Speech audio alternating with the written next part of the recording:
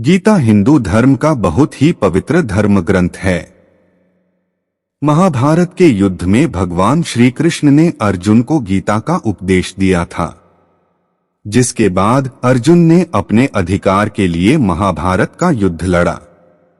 भगवत गीता में कही गई बातों को महत्व आज भी उसी प्रकार बना हुआ है जितना कि उस समय युद्ध की भूमि में था।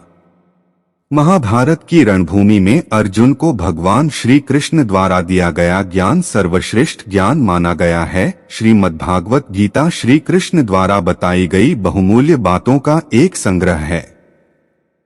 भारतीय परंपरा में गीता वही स्थान रखती है जो उपनिषद और धर्म सूत्रों का है। आज यह केवल भारत तक सीमित नहीं रह गई है, बल्कि देश विदेश में भी गीता का पाठ करने वाले लोगों की संख्या बढ़ी है। ऐसे में भगवत गीता में निहित कुछ श्लोक आपको जीवन की कठिन परिस्थिति से निकलने में सहायता करते हैं। काम, क्रोध व लोभ, यह तीनों ही भाव व्यक्ति के लिए नरक के द्वार खोल देते हैं, इसलिए इन तीनों को त्याग देना चाहिए। इस श्लोक के द्वारा भगवान कहना चाहते हैं कि अगर हम किसी लक्ष्य को पाना चाहते हैं तो ये तीन अवगुण हमें हमेशा के लिए छोड़ देने चाहिए, क्योंकि जब तक ये अवगुण हमारे मन में रहेंगे हमारा मन अपने लक्ष्य से भटकता रहेगा।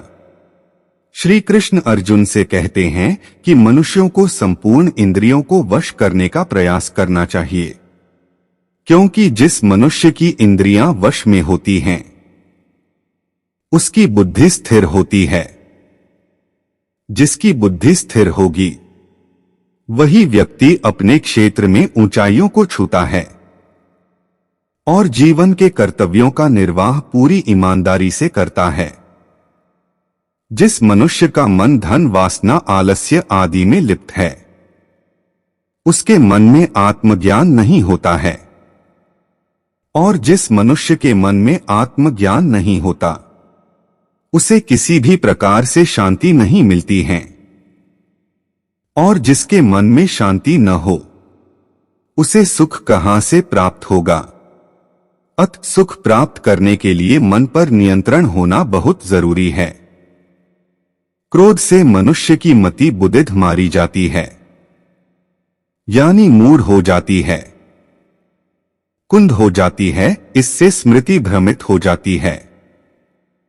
स्मृति भ्रम हो जाने से मनुष्य की बुद्धि नष्ट हो जाती है, और बुद्धि का नाश हो जाने पर मनुष्य खुद अपना ही का नाश कर बैठता है।